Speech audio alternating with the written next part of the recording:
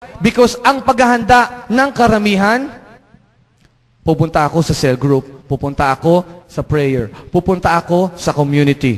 Kailangan marami akong ma-memorize na memory verse. Kailangan maraming laman yung notebook ko na salita para maibahagi ko sa aking kapwa. Gone with that day. Amen? Alisin natin ang mentalidad na to sa ating kaisipan. Because we never go to our community, we never go sa pinagkakatiwala sa ating ng Panginoon na ang daladala natin ay ang ating sarili. But we go there because ang daladala natin ay ang Panginoon. Amen? No? It all boils down sa intensyon ng ating puso. Let me share this to you. Sino rito, mga kapatid, bago pumunta rito sa simbahan, nanalangin sa Panginoon nang sinabi, Lord, I will go to the church, I will rest, I will listen to you. Amen?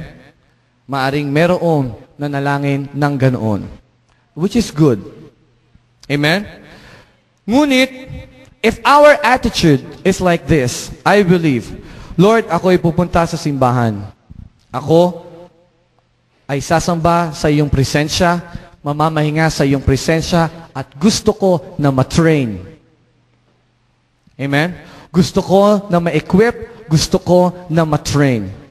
Kapag ganito ang attitude natin, I believe, no, gagamitin ka at gagamitin ako ng Panginoon into the advancement of His kingdom. No? Hindi ako against doon sa luma kong relihiyon. Let me share this. Ngunit ito ako dati, sa luma kong relihiyon. Linggo, maliligo. Pupunta sa simbahan, makikinig, halos di ko maintindihan yung audio. Ang alam ko lang, kapag sinabi ng magsiluhod po tayo. Amen? Siyempre, luluhod ako. No? Pero when it comes to the, yung nagsisharean, nagsishare na ng word, halos wala akong maintindihan kasi yung speaker hindi maganda. Oh, praise God, may speaker tayo. Salamat po. No? Halos hindi ko maunawaan. Bakit? Kasi ang atensyon ko ay nasa ibang bagay. Wala akong hangarin na matanggap yung salita ng Diyos at magamit ko yung salita ng Diyos para maibahagi ko sa aking kapwa. Wala akong intensyon na malakaran yung salita ng Diyos. Para sa akin, matugunan ko lang yung pagiging relihiyoso ko. Makapagbihis lang ako araw ng linggo, makapunta ako sa simbahan, sapat na yon. Let it be a warning for everyone. You and I as Christians, you and I as we declare that we are the sons of God, wala na dapat ganitong uring mentalidad tayo. That you go to church for the sake of you receiving and not doing. Amen? Gone with the days that we go to church just to receive but never do. Amen? Wala na tayo doon sa panahon na kung saan dumadalo tayo ng simbahan, umuupo tayo sa upuan, makikinig tayo at hindi man lamang natin hinahangad. Amen? Na lumakad doon sa tinatanggap nating salita ng Diyos. Let me share this truth sa inyo. Kung tatanungin ko kayo, papaano binigyang karangalan ng Panginoong Hesukristo ang kanyang Ama? Papaano? Sige nga po. Papaano binigyan karangalan ng Panginoong Hesukristo ang kanyang Ama? By? Ano po? By obeying, by fulfilling His will. Buksan nyo ang inyong mga Biblia in the same chapter ng Power of One, John chapter 17, verse 4.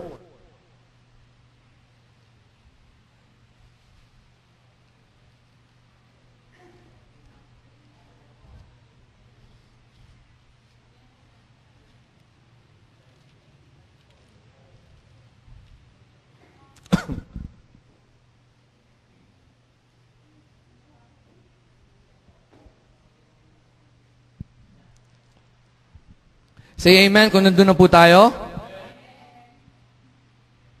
Amen? Basahin po natin sabay-sabay kung papaano nagbigay karangalan ang Panginoong Kristo sa Diyos Ama sa langit. Ang sabi po rito in 17 verse 4, inihayag ko rito sa lupa ang iyong karangalan. Natapos ko na ang ipinagagawa mo sa akin. Amen? Ipinahayag ng Panginoong Kristo ang karangalan ng Diyos sa anong pamamagitan? Sa pagtapos ng pinagagawa ng Diyos Ama sa langit. Ang tanong, kayo ba at ako ay naghahangad na maparangalan ang Diyos sa buhay natin? Amen. So kung alam natin o kung nais nating parangalan siya, ano ang dapat nating gawin? Tapusin natin ang ipinagagawa ng Diyos sa ating lahat. Babalik tayo dun sa aking shinare kanina. Kung alam natin na ang pagtatapos lang sa pinagagawa ng Diyos sa atin ang magbibigay karangalan sa Kanya, mananatili ka pa bang tagaupo sa simbahan? Amen? Mananatili ka pa ba na kada linggo ikaw ay dumadalo lang ng simbahan na walang hangarin na ikaw ay magamit man lamang ng Diyos? Amen? Mga kapatid, ang salitang ito, alam ko na matigas at babaliin ang anumang pwedeng baliin sa buhay natin. But let it be heard, not for the sake of hurting you, but for the sake of freeing you. Kailangan itong marinig upang sa gayon mapalaya ang buhay ng bawat isa. Na matapos na ang kaisipan o kaugalian ng maraming Kristiyano na kung saan pupunta ako ng simbahan para makinig at hindi man lamang magnanais na gamitin ng Diyos. Amen? Brother Mike, sinasabi mo ba na kailangan ako mag-join ng ministry? No. Amen? Brother Mike, sinasabi mo ba na kailangan may ministry ako? Kinakailangan na makikita ako palagi ni pastor at ng mga leaders na gumagawa? Hindi. Have the desire to be used by God. Magkaroon ka at ako nangangarin na gamitin ng Diyos. Amen? Bakit? Dahil kung ang ating motibo sa pagdalo pa lamang ng araw ng linggo ay hindi na ayon sa nais ng Diyos na maganap sa buhay natin, walang patutunguhan. Amen? Ang pagnanais ninyo. Paulit-ulit na sinasabi sa atin ng ating pastor, you are not saved just to enjoy you being saved.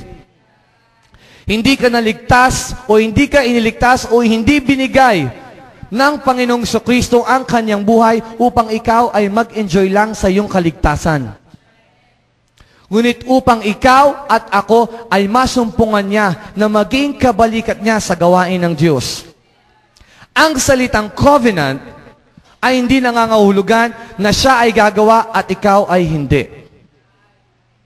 Ang salitang covenant ay siya ay gagawa, tayo ay gagawa, tayong dalawa ay gagawa for the advancement of His kingdom. Amen. Pero kung walang intensyon o hangarin man lamang ang bawat Kristiyano na magpagamit sa Diyos, papaano nating mabibigyang kahulugan ang salitang pakikipagtipan? Amen? Papaano magkakaroon ng kahulugan ang salitang pakikipagtipan sa Diyos? It's all about preparation. Habang ako ay nagme-meditate, dalawang bagay yung aking tinanong. Una, bakit kailangan ba nating maghanda? Uulitin ko, ang unang tanong na pumasok sa akin, bakit or why do we need to prepare? Pangalawa, how are we going to prepare? Bakit ba kami o bakit ba tayo naghahanda at papaano tayo maghahanda? Doon muna tayo sa unang tanong. Bakit ba tayo naghahanda? Amen? Let's open our Bible in Philippians chapter 4.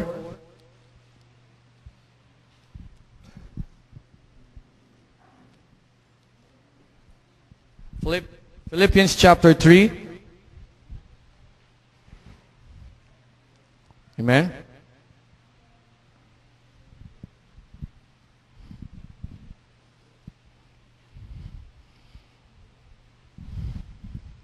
Say amen kung nandun na tayo. Philippians chapter 3, verse 12 up to 14.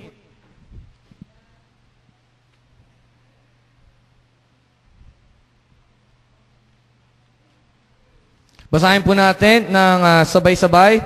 Sabi rito, sabi ni Pablo, hindi sa nakamtan ko na ang mga bagay na ito, hindi rin sa ako'y ganap na, ngunit sinisikap kong may sa katuparan, uulitin natin, ngunit sinisikap kong may sa katuparan ang layunin ni Kristo Jesus nang tawagin niya ako.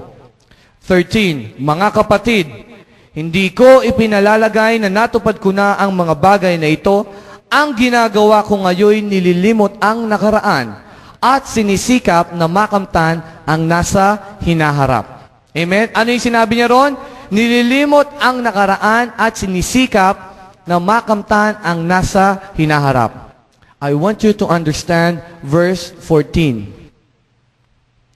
Nagpapatuloy nga ako tungo sa hangganan upang kamtan ang gantimpala ng pagkatawag sa akin ng Diyos sa pamamagitan ni Kristo Jesus, ang buhay na hahantong sa langit. Amen? Amen? Tulog ba tayo? Gising. Amen? So let's open our eyes, mga kapatid. Sabi rito, no? Ang ginagawa ko ngayon, nililimot ang nakaraan at sinisikap na makamtan ang nasa hinaharap. Nagpapatuloy nga ako tungo sa hangganan upang kamtan ang gantimpala ng pagkatawag sa akin ng Diyos sa pamamagitan ni Kristo, ang buhay na hahantong sa langit. Amen? Why do we need to prepare? Bakit kailangan nating maghanda? Kailangan nating maghanda because we have a goal. Meron tayong goal sa buhay natin. Meron tayong gustong makamtan, meron tayong inaasahan. Hindi sa dahil tayo ay after sa reward lamang. Amen? Kundi alam natin na ang Diyos ay tapat at meron siyang nais na ipatapos sa atin. That's why kailangan nating maghanda. We need to prepare because first, we have a goal.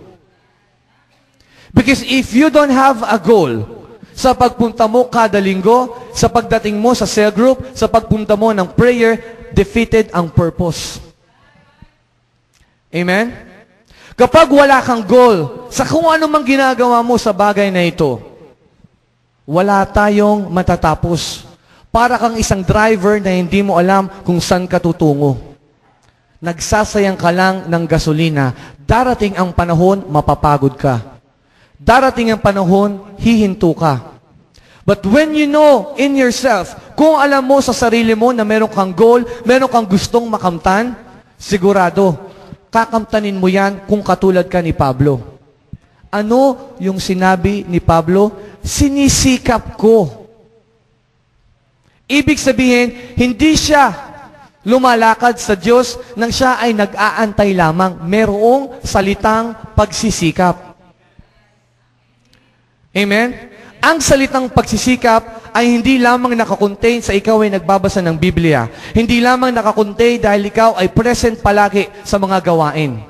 Nabibigyang kahulugan ang pagsisikap kung nakikita sa buhay mo at sa buhay ko ang bawat salitang tinatanggap natin sa Diyos. Yun ang nagpapakita ng pagsisikap mo na makamtan ang pagkatawag sa iyo ng Diyos sa pamamagitan ni Kristo Jesus. Paglakad sa salita ng Diyos. Let me share you this story. Bakit kinakailangan na maghanda? Naalala niyo si Joshua? Si Joshua, di ba, inutusan ng Panginoon? Ang sinabi ng Panginoon, if I'm not mistaken, ang sinabi ba niya, no? Sa ikatlong araw, no? Tatalunin nyo, ano yun, yung Jericho? Tama ba yun? Sa 3 araw, pumunta ka doon. Ako nang bahala sa'yo. Of course, God is, their confidence. Balikan natin yung Joshua chapter 3. Kung naghanda ba si Joshua o pinaghahanda ba siya ng Panginoon. Let's turn our Bible in Joshua chapter 3. Para po mas maunawaan natin bakit napakahalaga ng paghahanda sa buhay mo at sa buhay ko.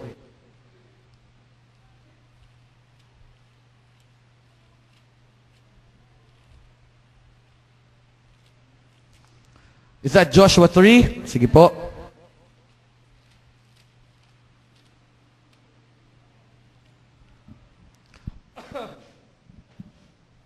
Joshua chapter 3, verse 5, and then Joshua chapter 1, verse 10, 11, 10 and 11. Sige po, basahin natin sa Tagalog.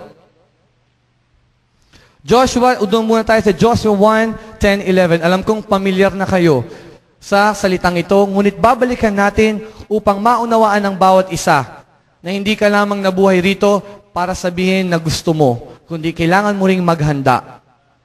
Sabi rito in chapter 1 ng Joshua, kaya't ipinag-utos ni Josue sa mga pinuno ng bayan, libutin ninyo ang buong kampamento at, ano yung sunod? Pahandain ang mga tao. Sa loob ng 3 araw, tatawid tayo ng Ilog Jordan upang sakupin ang lupaing ibinibigay sa atin ni Yahweh. Amen?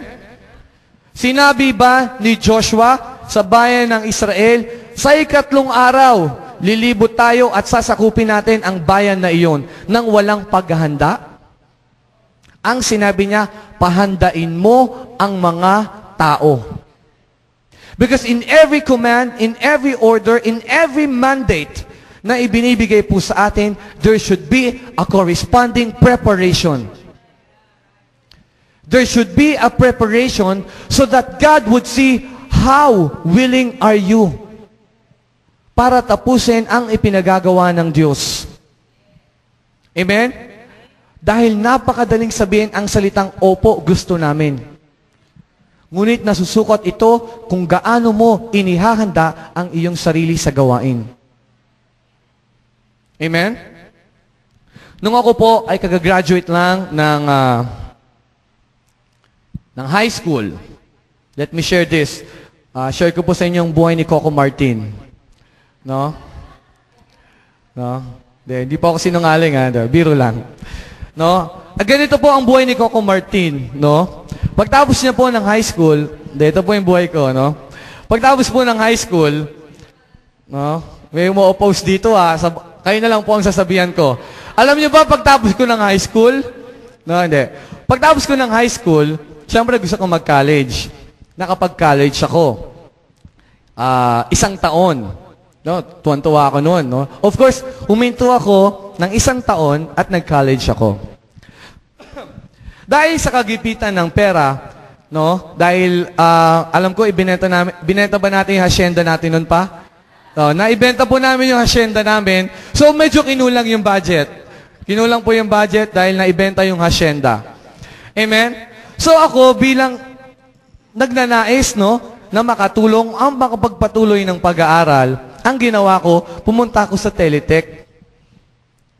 Pumunta ako sa West. Call centers. Mga call centers, Pumunta ako, gusto ko magtrabaho, confident ako. Gusto ko talaga, Galing ko mag-English noon, Barok, Talagang barok, Dudugo yung ilong mo pag nagsalita ako ng English, Pero, as the story goes, pumunta ako sa Teletech, umaga yon. Tagal ko nagantay. Siguro mga alas 8 hanggang alas 12. Kasi pagtapos noon, may nanlibre sa akin Kumain kami sa Tokyo. Lalaki yun. Huwag madumi isip nyo. Nakikita nyo, yung discernment, bilis, Lalaki yun, So, medyo may edad na rin, Kasi tagal namin nagantay, Alas 8 hanggang alas 12. Sabihin natin ganon. Nung tatawagin na yung number ko, pasok ako, sa interviewer, good morning, ma'am. Si Shell pa, formal, Nung tinignan yung resume ko, So I see here that you earned 1 year out of your college. Yes, ma'am. No? I came from Adamson University, first year college. Why do you want to work? Yeah, because I want to help my family. I wanted to improve my skills. Really. Unfortunately, sabi niya, we do not accept a first year college student. Sabi niya ganon. Sabi niya, hindi kami tumatanggap ng 1 taon lamang sa kolehiyo. Si Coco Martin na nagtagal ng 4 na oras na baliwala. Amen? Dahil hindi naghanda. Hindi alam ang goal, hindi alam kung ano ang patutunguhan. Tama ba? That's why bumalik ng luhaan. Amen? It's a lesson for me. Right? That's why pagkatapos ko ng second year, sabi ko, babalikan kita. No? Pagkatapos ko ng 2 taon ng kolehiyo, sabi ko, mag-a-apply ako ulit. Amen? Nung nag-apply ako, hindi lang ako pumunta sa kumpanya. Alam nyo ang ginawa ko? Naghanda ako. Bumili ako ng mga DVD. Dati pirated pa. Patawarin niyo po ako. No? Bumili ako dati, nakikinig ako sa mga radio station na English. Ginawa ko lahat ng paghahanda. At bago ako mag-apply, nag-apply ako muna sa isang kumpanya na nagtuturo ng English sa 1 linggo. Walang bayad, wala akong binabayaran, wala rin silang binibigay sa akin. It's all about training. Ang ibig sabihin, nagkaroon ako ng paghahanda. Amen? Si Coco Martin na nakakuha ng 2 taon sa kolehiyo, naghanda, tumalino. No? Naging bona kid. No? Naging promil kid. Amen? Naghanda na. Ayaw na kasi magantay ng 4 na oras para sabihin lang, hindi kami tumatanggap. So I made sure, no, na ako ay merong paghahanda. Alam niyo ba ang nangyari? Siguro 12 at 13 kami sa klase na nag-aral. Hindi ko sila sinasabihan ng masama o kung ano man. Amen? All glory belongs to God. Meron akong classmate, nakakotse pa, automatic, Honda, bago. No? Ang ganda ng kotse. She's a graduate of Saint Scholastica's College. Ano ba yun? Ano yung, basta yun. Isang women university. Isa siyang, 13 kami nung araw na yun na pumunta sa application. Ako noon, dahil naging Kristiyano na si Coco Martin, natuto na kumakanta ng worship bago ng application. Totoo yun. Testimony ko yun. Sabi ko, kinakabahan ako. Ang ginawa ko, nag-worship ako. Tingnan ako mga kapatid ko. Oh, weird. So ako, kumakanta lang ako. Kumakanta ako in myself. Of course, hindi malakas. Baka palayasin naman ako. No? Siyempre, kumakanta lang ako sa sarili ko. Sa 13 na nag-apply sa amin, ako lang ang natira. At hanggang ngayon, ako ay naroon pa rin sa kumpanyang yun. Because I have a lot of testimony. I have a lot to say about the goodness of God in my life nung naranasan ko ang bagay na yon. At bakit ko o papaano ko nakuha ang bagay na yon? Because there is a proper preparation. Merong tamang paghahanda sa isang bagay na ninanais mo. Anything that you do out of urgency without you preparing yourself would be useless. That's why si Coco Martin, habang nagtatrabaho, gusto ng pandisalan. Amen? Tama po ba? Si Coco Martin, ano mo si Coco Martin talaga, gustong-gusto. Maraming gustong maganap si Coco Martin sa buhay niya. No? Si Coco Martin, dahil gusto ng pandisalan, nagnais ng pandisalan, that's good. Pumasok sa negosyo. Ngunit walang halos enough na preparation. Ano ang nangyari? Si Coco Martin ngayon, nasa bahay na lamang naghahanda ng pang-ihaw. From pandesal, nag-iihaw na lamang. Amen. Siyempre, hindi pa ngayon. Antayin nyo lang, si Coco Martin babawi. No? Hindi pa. Amen? Amen. Hindi pa ngayon. Pero darating ang panahon. ang pandesal ni Coco Martin ay makikilala. Tandaan nyo yan. Amen? Ang kailangan lamang is preparation. Diba? Kala nyo kayo lang ang natututo? Ako din. No? I can never share anything to you out of my own. Nang iniimbento ko lang. Kung ako ay natututo sa Diyos, kailangan ko itong ibahagi sa inyo. There's a benefit when it comes to a proper preparation. There's a failure without preparation. Amen?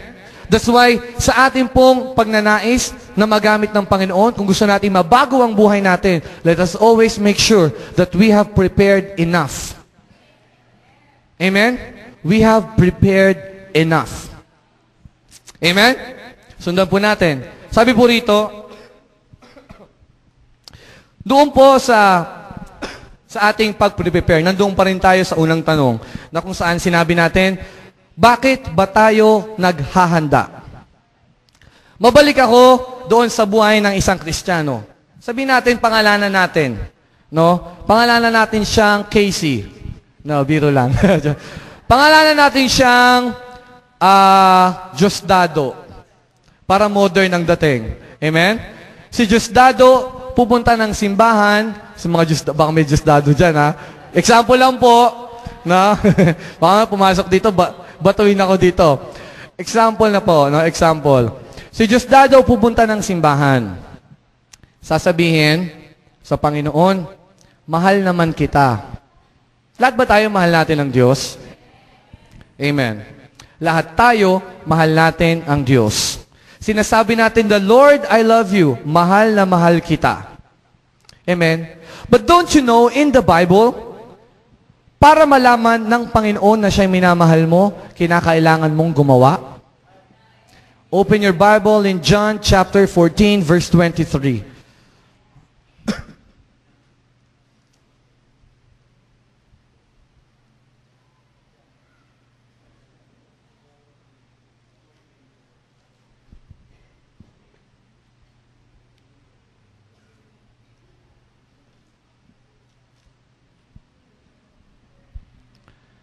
Amen. Sige po, kung nandun po tayo. John chapter 14, verse 23. John 14, verse 23. Amen. Sabi po rito, basahin natin. Saan na ba yun? Okay, sabi dito, sumagot si Jesus, ang umiibig sa akin ay tutupad ng aking salita. Iibigin siya ng aking Ama, no? At kami sa Kanya at mananahan sa Kanya. Ang hindi umiibig sa akin ay hindi tumutupad sa aking mga salita. Hindi akin ang salitang narinig ninyo, kundi sa Amang nagsugo sa akin, sabi ng Panginoong Hesukristo. In the Bible, it is clearly stated na kapag sinabi mo sa Diyos na mahal kita, ibig sabihin, merong nasusumpong ang paggawa sa iyo ang Diyos. Amen? Marami na dumaralo sa simbahan na kung saan nagsasabihin, Lord, I love you. Lord, I love you. Lord, I love you. Amen? May mali ba roon? Wala. Ngunit merong isang karakter sa Biblia. Shinare ko ito sa mentoring kagabi. Merong isang karakter sa Biblia na nagpaunawa sa akin na hindi enough sa Panginoon na siya ay iniibig mo lamang. Na kapag sinabi mo sa Kanya na iniibig kita, meron siyang inaasahang paggawa sa iyo at sa akin. Let us study the life of Peter. Let's open our Bible in John chapter 21.